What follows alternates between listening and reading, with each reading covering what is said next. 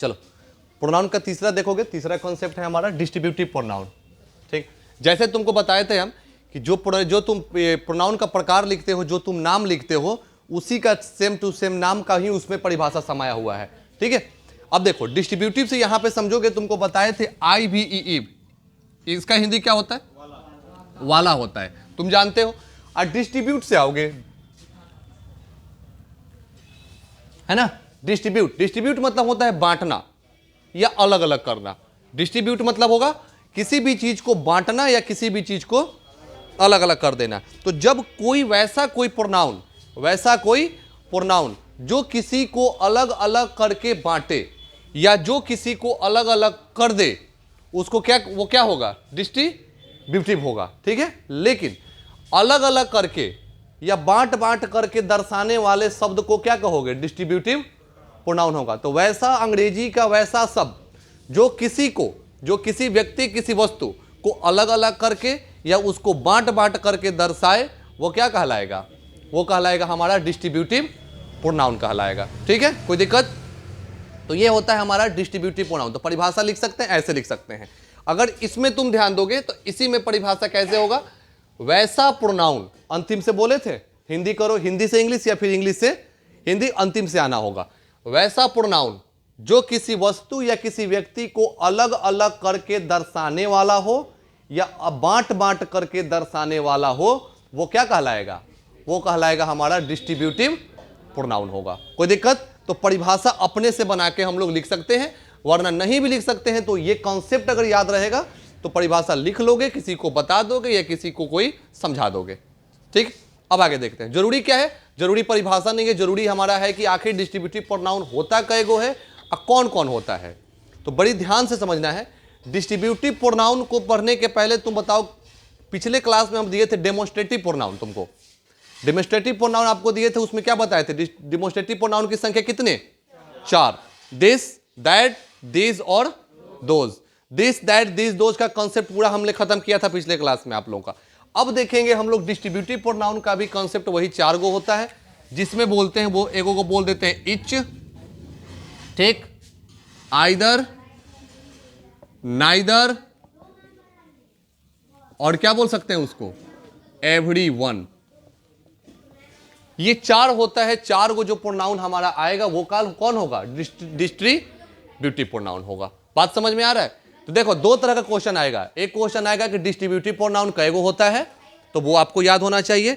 और कौन कौन ऐसा शब्द होता है जो डिस्ट्रीब्यूटिव प्रोनाउन है, या कभी कोई हम रूल पढ़ाएंगे और रूल में बोल देंगे क्या है कि इस सेंटेंस में डिस्ट्रीब्यूटिव प्रोनाउन का प्रयोग होगा, इस सेंटेंस में डिस्ट्रीब्यूटिव प्रोनाउन का प्रयोग होगा। तो आपके दिमाग में डिस्ट्रीब्यूटिव जहां जे हम बोलेंगे, ये दिमाग में चारों आना चाहिए। इच, आइदर, नाइदर और एवरी वन आना चाहिए। ठीक, अगला कॉन्सेप्ट समझते हैं डिस्ट्रीब्यूटिव प्रोनाउन का। देखो, ये चारों में एक समानता होता है। चारों में एक समानता ये होता है कि यह किसी सेंटेंस में, किसी पैराग्राफ, किसी पैसेज, चाहे जो कहो, ये अंग्रेजी का जहां रहे, कुछ कंडीशन को छोड़ के 1-आध%, ठीक है, हमेशा बात नहीं कर रहे हैं, कुछ 1% को छोड़ करके, थोड़ा बहुत छोड़ करके, ये हर जगह पे भाई ये होता क्या है? सबका सब सिंगुलर होता है। सबका सब क्या होता है? सिंगुलर होता है। कब? Etch, either, neither and everyone. ये जहां पर आएगा, जिस भी सेंटेंस में आएगा, जिस भी रूप में आएगा, ये सबका सब क्या लेगा अपने साथ? सिंगुलर है तो वर्ब भी कैसा लेगा? सिंगुलर ही लेगा। याद है SSPP, सिंगुलर सब्जेक्ट के साथ singular verb, plural verb. Singular subject के साथ सिंगुलर वर्ब लगा दीजिए, अब प्लूरल सब्जेक्ट के साथ प्लूरल वर्ब लगा दीजिए। तो ये जब चारों का चारों जब सिंगुलर है, तो इनके साथ आने वाला वर्ब भी कैसा होगा? सिंगुलर ही होगा। ये पहला कॉन्सेप्ट, ठीक है, रूल याद रखना। चलो अगला देखो, अपने से बना के लिख सकते हो या फिर इसको लिखवा दिया जाएगा। 2 नंबर देखोगे। 2 नंबर क्या है तुम्हारा? ये अगर पहला बोलते हैं तो पहला को बोलोगे कि यह सिंगुलर रहता है। यह कैसा रहता है? यह सिंगुलर रहता है। ये यू है, ठीक। हम कुछ छोड़ के, अपवाद को छोड़ के बात कर रहे हैं हम, और वो अपवाद नहीं पूछेगा, बड़ी हाई लेवल में जाएगा। समझ रहे हो ना? तो तुम लोग याद रखना कि ये हमेशा सिंगुलर रहेगा और वर्ब भी इसके साथ कैसा लगेगा? सिंगुलर ही लगेगा। तो इसके साथ वर्ब लगेगा ना। क्यों वर्ब लगेगा? क्योंकि यह क्या है? प्रोनाउन है। इच क्या है? प्रोनाउन। आइदर, नाइदर, एवरीवन, ये सबका सब चारों का चारों क्या है? ये चारों का चारों हमारा प्रोनाउन है। ठीक, पहला कंसेप्ट सिंगुलर होगा। दूसरा कंसेप्ट अगर इसका याद अगर करना चाहेंगे तो दूसरा कंसेप्ट याद रखना, यदि जब कभी, ध्यान से सुनना जो बोलेंगे, जब कभी इच, आइदर, नाइदर या एवरीवन, जब कभी इच, आइदर, नाइदर या एवरीवन में से किसी को एंड के द्वारा भी जोड़ दिया जाए, एंड के द्वारा भी जोड़ दिया जाए, तो भी यह सिंगुलर ही रहता है और उसके साथ वर्ब भी सिंगुलर ही लगता है। उसके कंसेप्ट के पहले को कंसेप्ट और इंग्लिश का एक्स्ट्रा कुछ कंसेप्ट समझ लो। देखो, नियम कहता है अंग्रेजी का कि यदि दो singular subject, SS singular subject और दो सिंगुलर सब्जेक्ट जुड़ जाए, चलो यहां पे हटाओ, दो सिंगुलर सब्जेक्ट हमारा किससे जुड़ जाए? दोनों को जोड़ देंगे हम किससे? एंड से जोड़ देंगे। दो सिंगुलर सब्जेक्ट को हमने किसके साथ जोड़ दिया? एंड के द्वारा जोड़ा, तो वो क्या बन जाता है?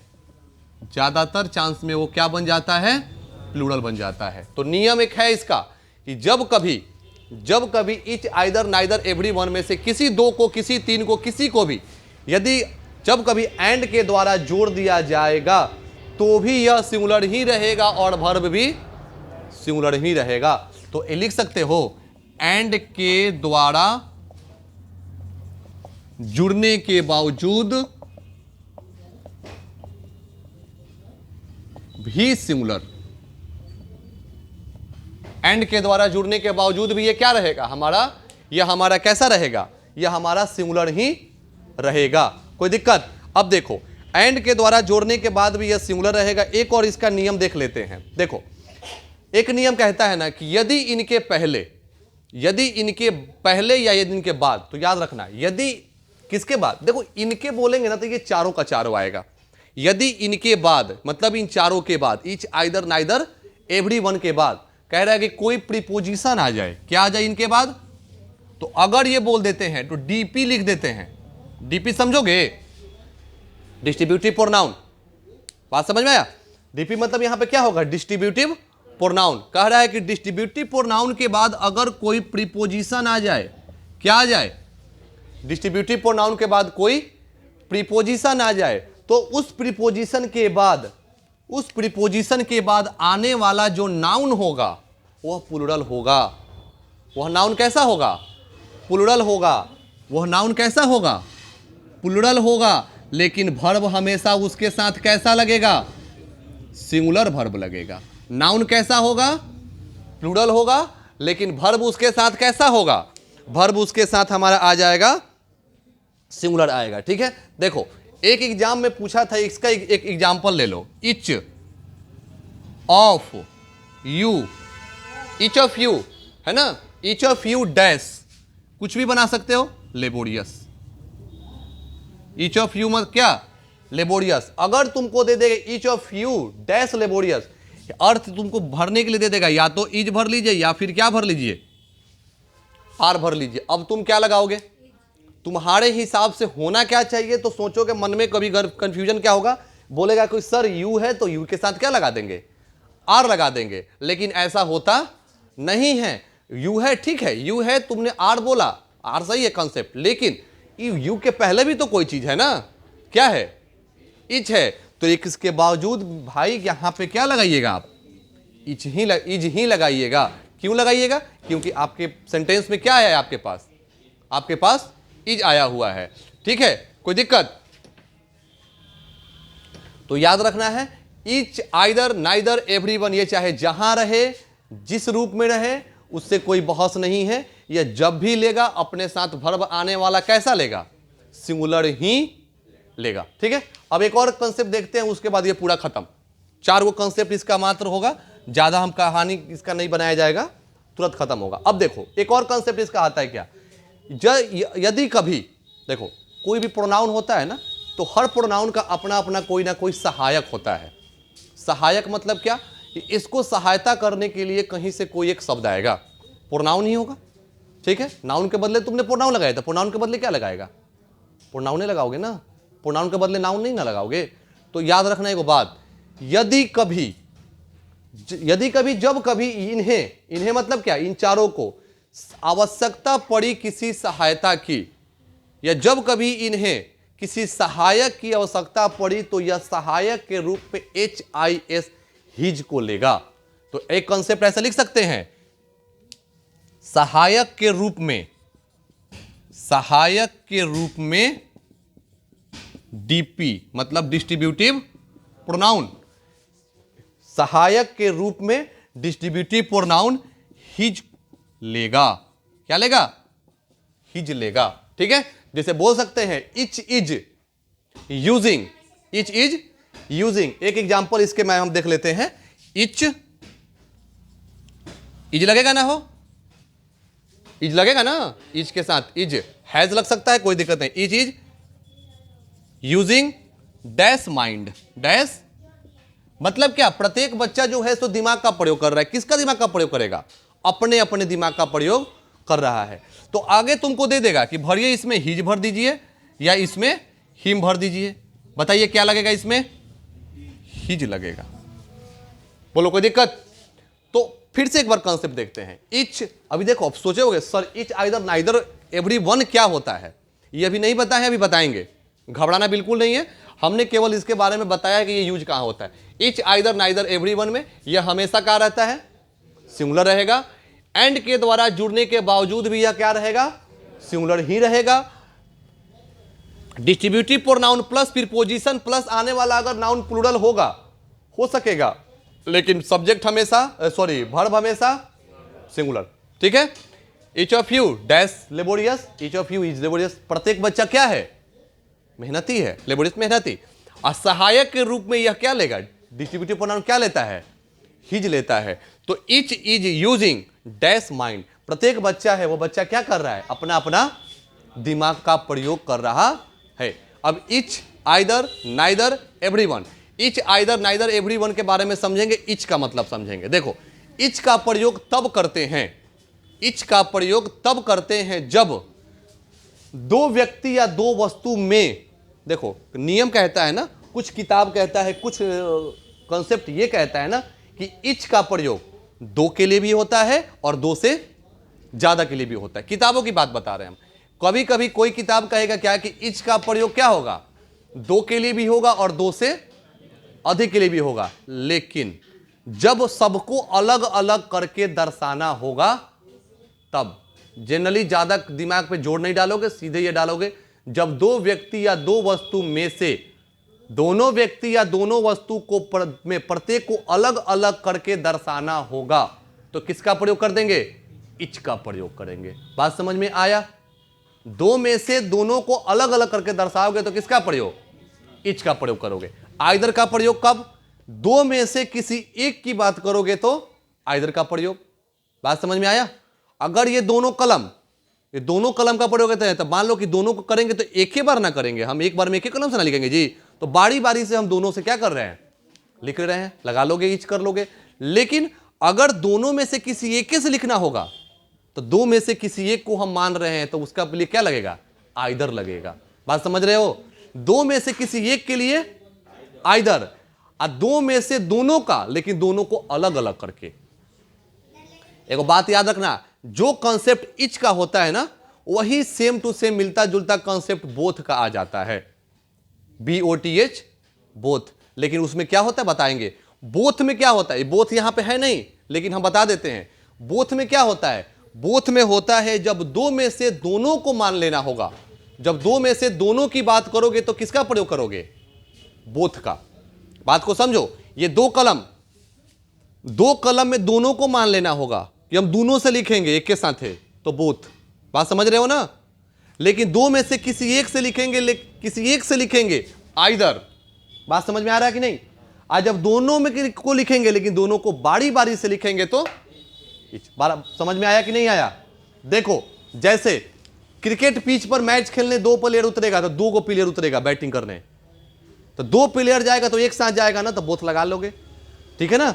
लेकिन बैटिंग क्या दोनों एक साथ कर पाएगा? जाके दोनों अलग अलग करेगा तो क्या लग जाएगा? मतलब प्रत्येक अलग अलग करके बैटिंग करेगा। लेकिन कोई दोनों में से एक ही आदमी आउट होगा तो एक बार में कोई दोनों में से कैगो आउट होगा, एक ही आउट होगा, तो क्या लग जाएगा आइदर। फिर से कंसेप्ट समझो, दो प्लेयर को ओपनिंग के लिए, ओपनिंग बैट्समैन कोई उतरेगा तो दो उतरेगा, तो दोनों को ना मानोगे जी कि दो, ओपनिंग बैट्समैन कोई उतरेगा तो कितना उतरेगा, दो उतरेगा, तो दोनों को उतारना पड़ेगा, तो बोथ, ठीक। दोनों में से जब कोई आउट होगा तो दोनों में से कोई एक ही ना आउट हुआ तो क्या हो गया।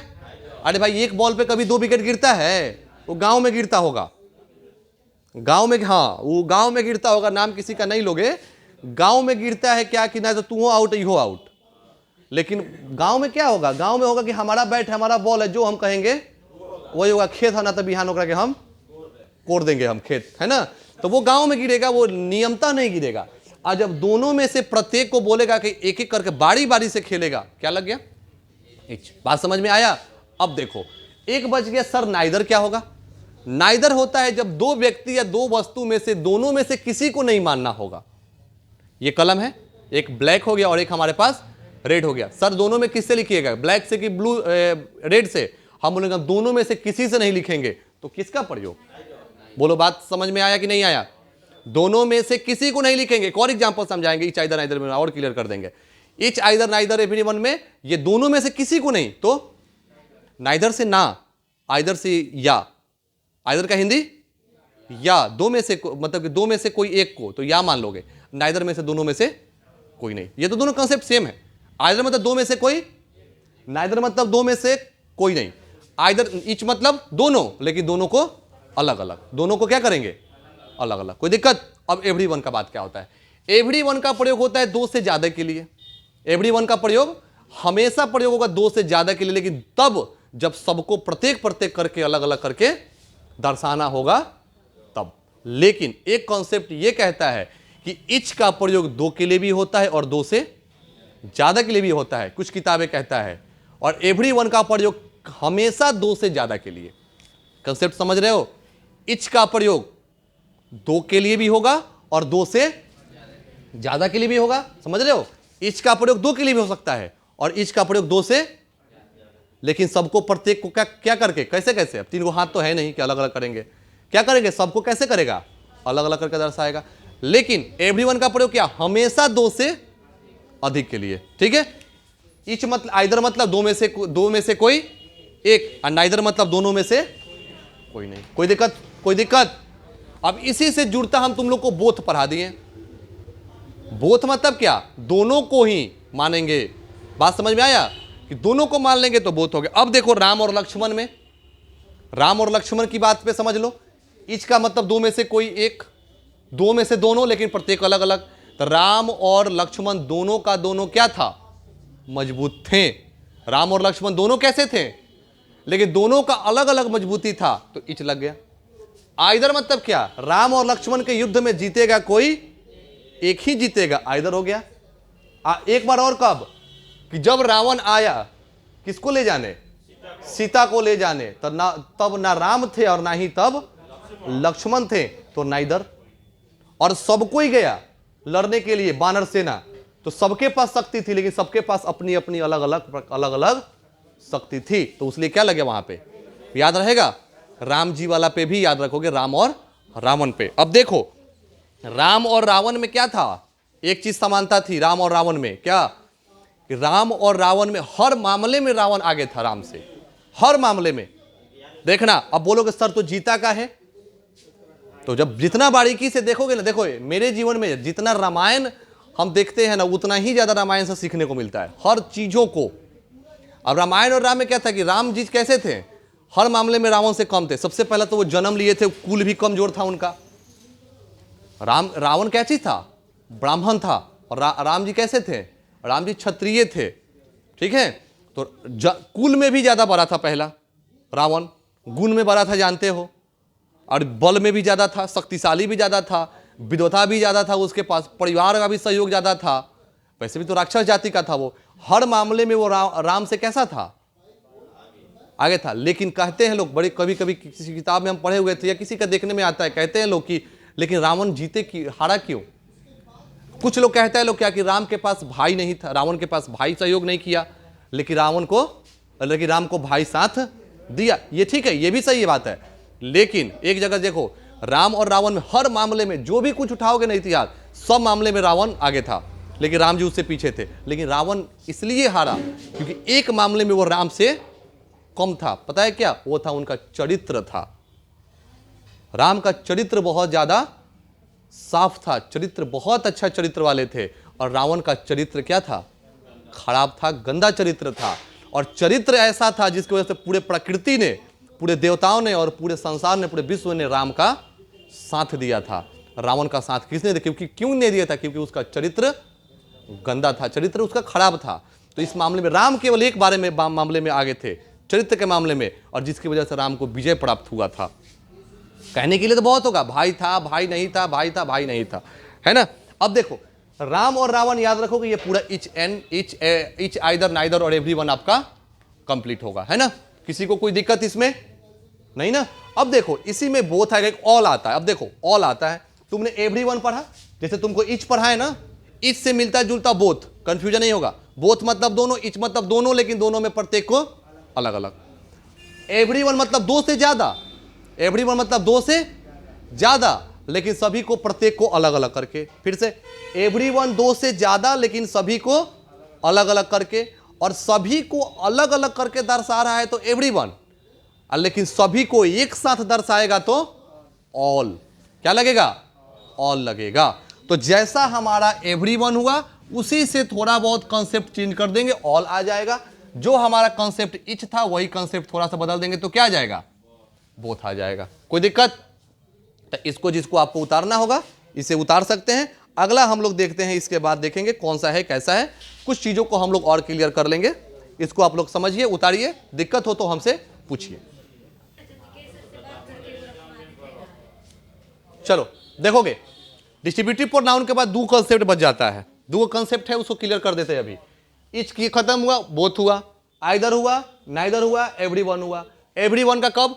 फिर से एक बार, ये चार एक साथ आएगा। दो से ज्यादा में से, दो से ज्यादा में से किसी को दर्शाना हो, लेकिन सबको कैसे करके? अलग अलग करके दर्शाओगे तो एवरीवन। जब दो से ज्यादा में से सभी को दर्शाना होगा तो ऑल। अब देखो, जब दो से ज्यादा में से, बड़े ध्यान से समझना, जब दो व्यक्ति या दो वस्तु, जब दो, मतलब जब दो से ज्यादा व्यक्ति हो या दो से ज्यादा कोई वस्तु हो, तो उनमें से किसी एक को दर्शाना होगा तो किसका प्रयोग करोगे? एनीवन। क्या बोलिए? जब दो से ज्यादा कोई व्यक्ति हो, दो से ज्यादा कोई वस्तु हो, उन सब में से किसी एक को चुन के लाना होगा, स्वीकार लेना होगा, एक्सेप्ट कर लेना होगा, तो कौन आएगा? एनीवन। और जब दो व्यक्ति या दो वस्तु से ज्यादा में से किसी को नहीं दर्शाना होगा तो कौन सा आ जाएगा? नन या नो वन। बात समझ में आया? इसका तो कोई दिक्कत नहीं है ना। इच, बोथ, आइदर, नाइदर मतलब कोई नहीं, नाइदर मतलब दो में से कोई नहीं, ठीक है ना। और नन मतलब दो से ज्यादा में से कोई नहीं, नन या नो वन। नॉन भी बोलता है लोग, नन भी बोलता है लोग। तो नन हो या नो वन हो, तो नाइदर का मतलब क्या? दो से, दो में से किसी को नहीं, और नॉन या नोन में से दो से ज्यादा में से कोई नहीं। आइदर मतलब क्या? सॉरी, ऑल मतलब क्या? दो से ज्यादा में से सबको स्वीकारना होगा। एवरीवन मतलब क्या? दो से ज्यादा में तो स्वीकारना होगा, लेकिन सबको अलग अलग। इसमें सबको एक समान, समूह रूप, सामूहिक रूप से। एनीवन मतलब दो से ज्यादा हो, लेकिन उसमें से कोई एक। मान लो कोई बच्चा यहां पे बैठे होगे, बोल देंगे कोई एक बच्चा जाके उठा पानी लेकर के आओ, क्या लगा दोगे? एनीवन लगाओगे। कोई दिक्कत? दो व्यक्ति में से किसी एक को बोलेंगे उठ के जाके पानी लेके आओ, आइदर। दो लड़के को उठाएंगे, बोले दोनों जाओ अलग अलग जाके, एक पानी लेके आओ, एक और कुछ लेके आओ, क्या आएगा? दोनों लड़का में कोई नहीं जाएगा पानी लाने, लड़की कोई जाएगी, क्या होगा? कितना कॉन्सेप्ट दिया जाए, बस कॉन्सेप्ट हो जाएगा आपका, बहुत ज्यादा कॉन्सेप्ट होगा। इसलिए टोटल चीजों को क्लियर करेंगे, और क्लियर करने के बाद इसको अगर आप कहेंगे, आपको लिखवा दिया जाएगा, नहीं कहेंगे तो फिर आप समझ गए होंगे, ठीक है। तो इसको खत्म करते हैं हम लोग। कौन सा? डिस्ट्रीब्यूटिव प्रोनाउन खत्म करते हैं। कोई दिक्कत होगा, कोई परेशानी होगा, जितनी बार पूछना है पूछो, बता दिया जाएगा। इसको खत्म करते हैं। अगला हम लोग प्रोनाउन क्लियर करेंगे इसके बाद। चलो।